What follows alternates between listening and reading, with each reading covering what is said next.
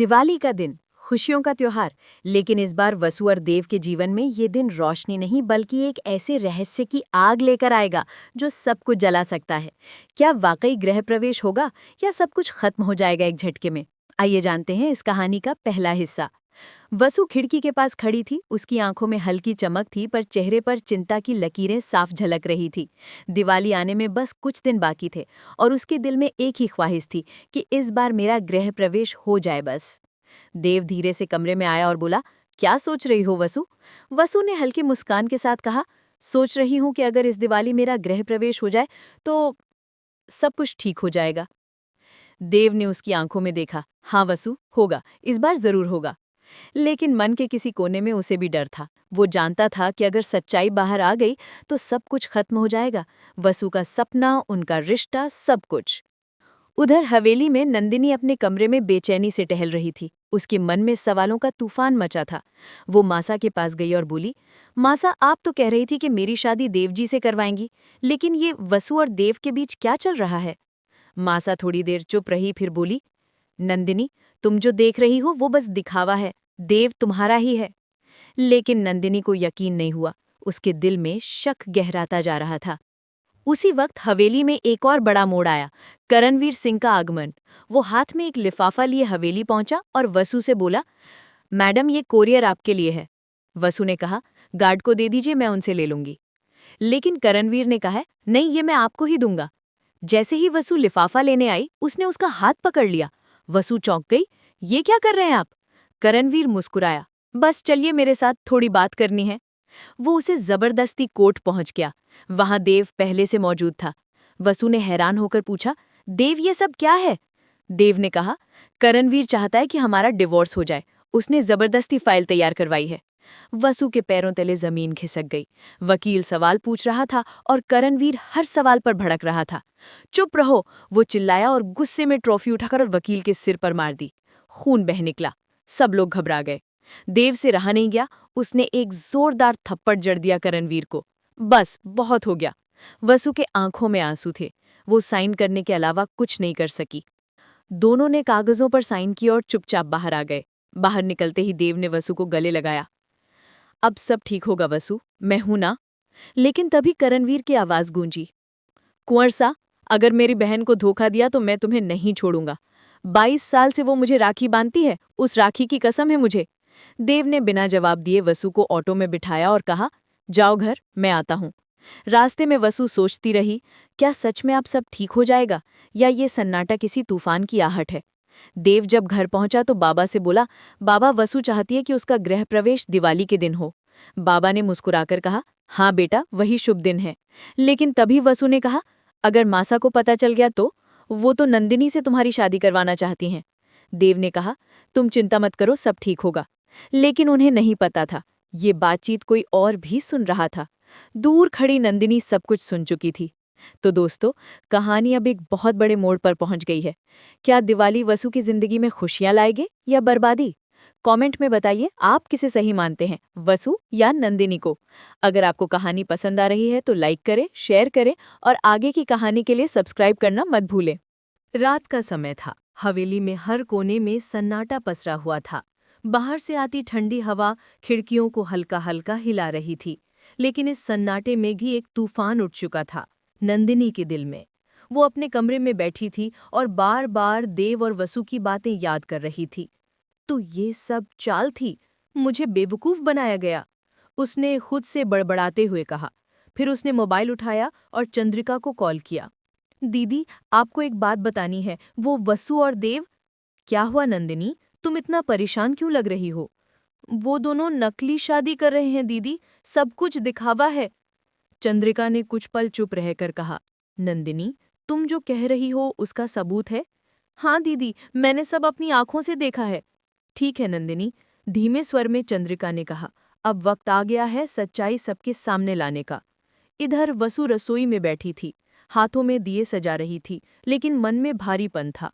देव उसके पास आया और बोला, वसु, तुम इतनी उदास क्यों हो? देव, सब कुछ इतना उलझ गया है, मैं बस चाहती हूँ कि दिवाली के दिन सब सामान्य हो जाए। देव ने उसका हाथ थामा और बोला, मैं वादा करता हूँ इस दिवाली तुम्हारा गृह प्रवेश जरूर होगा, चाहे कुछ भी हो। लेकिन उसी वक्त हवेली के बाहर कोई खड़ा था, करणवीर सिंह। वो गुस्से से भर चुका था, उसके चेहरे पर क्रोध साफ झलक रहा था। देव, तुम सोचते हो मैं चुप रहूंगा?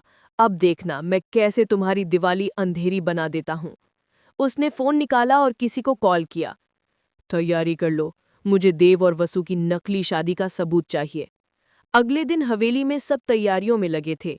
दियों की रोशनी, मिठाइयों की खुशबू और सजावट हर तरफ थी। लेकिन उस सुंदर माहौल के बीच एक डर भी था कि कहीं कोई भेद न खुल जाए। मासा ने सबको बुलाया। सुनो सब लोग, इस बार दिवाली पर हम बहुत बड़ा पूजन करेंगे और इसी दिन वसु का गृह प्रवेश होगा। वसु के चेहरे पर खुशी की झलक आई, लेकिन आंखों में एक डर भी था। देव ने उसकी ओर देखकर कहा, डरने की जरूरत नहीं, मैं सब संभाल लूंगा। इसी बीच नंदिनी और चंद्रिका हवेली पहुंच चुकी थीं। मासा, आपको कुछ दिखाना है क्या? वसु और देव की सच्चाई। उसने फोन निकाला और एक वीडियो दिखाया जिसमें देव और वसु कोर्ट में खड़े थे, तलाक के कागजात पर साइन करते हुए। मासा का चेहरा उतर गया। ये क्या है? नंदिनी बोली, यही सच्चाई है, ये शादी झूठ है। मासा क्रोध से कांप उठी। तो मुझे धोखा दिया गया? वो गुस्से में कमरे से बाहर निकली और सीधे देव के पास पहुंची। देव, ये क्या सुन रही हूं मैं? तुम्हारी और वसु की शादी झूठी थी? देव कुछ बोल ना पाया। वसु घबरा गई और बोली, मासा, हमारी मंशा गलत नहीं थी, बस हालात ने मजबूर किया। मासा चिल्लाई, चुप रहो वसु, तुमने मेरे परिवार की इज्जत के साथ खेला है।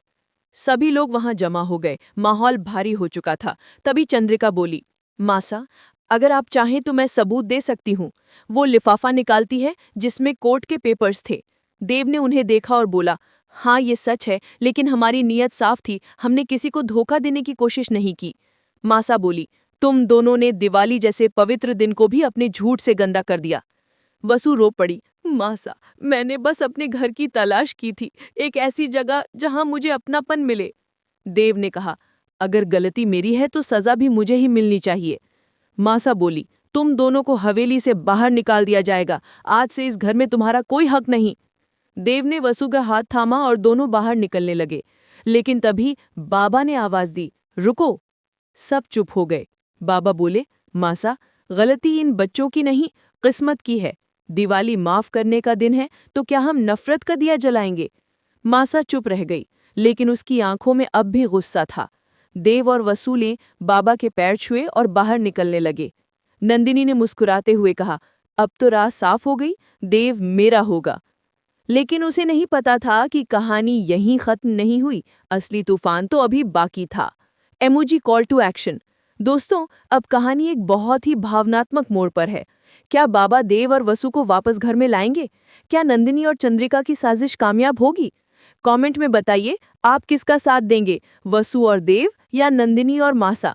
अगर कहानी पसंद आई तो लाइक करें, शेयर करें और सब्सक्राइब करें ताकि अगला धमाकेदार भाग सबसे पहले आप देखें। रात गहराती जा रही थी। हवेली के बाहर तेज हवा चल रही थी, लेकिन उससे भी ज्यादा तूफान लोगों के दिलों में उठ रहा था। देव और वसु अब उस पुराने मंदिर के पास खड़े थे जहां कभी उन्होंने एक दूसरे से साथ निभाने का वादा किया था। वसु की आंखों में आंसू थे। देव, शायद हमारी किस्मत में एक साथ रहना नहीं लिखा था। देव ने उसका हाथ पकड़ लिया। वसु, अगर किस्मत हमारे खिलाफ है तो मैं किस्मत ही बदल दूंगा। इसी वक्त नंदिनी और चंद्रिका हवेली में बैठी मुस्कुरा रही थी। नंदिनी बोली, अब तो सब खत्म हो गया, वसु और देव दोनों को हवेली से निकाल दिया गया है। चंद्रिका ने कहा, मत भूलो नंदिनी, अब असली खेल शुरू होगा। हमें वो सब हासिल करना है जो वसु को मिला था। अगले दिन सुबह हवेली में सन्नाटा था। मासा पूजा के दिए के पास बैठी थी, लेकिन उनके चेहरे पर शांति नहीं थी। उनके मन में बार बार बाबा की बात गूंज रही थी। दिवाली माफ करने का दिन है। उन्होंने आंखें बंद की और गहरी सांस ली। उसी वक्त बाबा वहां आए। मासा, गुस्सा सब कुछ तोड़ देता है, लेकिन माफी जोड़ देती है। मासा ने कहा, मैं सब जानती हूँ बाबा, लेकिन जो वसु ने किया वो माफ करने लायक नहीं है। बाबा मुस्कुराए। अगर वो माफी की हकदार नहीं होती तो वो उस रात घर छोड़कर नहीं जाती। उसने सिर्फ आपकी इज्जत बचाने के लिए खुद को बलिदान किया है। मासा चौंक गई। क्या मतलब? बाबा बोले, वसु ने तुम्हारे खिलाफ कुछ नहीं किया। असल साजिश नंदिनी और चंद्रिका की है। मैंने खुद सब सुना है। मासा के पैरों तले जमीन खिसक गई। नंदिनी, मेरी ही बहू बनने वाली उसने? बाबा ने सिर हिलाया। हाँ वही, वो नहीं चाहती थी कि देव और वसु साथ रहें। इधर मंदिर के बाहर देव और वसु पास बैठे थे। वसु बोली, देव चलो कहीं दूर चले जाते हैं जहां कोई हमें ना जाने न पहचाने। देव ने कहा, भागने से सच्चाई नहीं बदलती वसु, हमें लड़ना होगा अपने प्यार के लिए। तभी वहां बाबा पहुंचे। देव, वसु दोनों ने मुड़कर देखा। बाबा ने कहा, सच्चाई सबके सामने आ चुकी है, अब समय है हवेली लौटने का। वसु ने डरते हुए कहा, लेकिन मासा? बाबा ने मुस्कुराकर कहा, वो खुद तुम्हारा इंतजार कर रही हैं। हवेली में दिए जल रहे थे और सबका चेहरा उम्मीद से भरा हुआ था। देव और वसु अंदर आए। मासा ने देखा उनकी आंखों में अब ना गुस्सा था ना नफरत, सिर्फ पश्चाताप। वो धीरे से उठी और वसु के पास गई। मुझे माफ कर दो बेटी, उन्होंने कहा, मैंने तुम्हें बिना सुने गलत ठहराया। वसु की आंखों से आंसू निकल पड़े।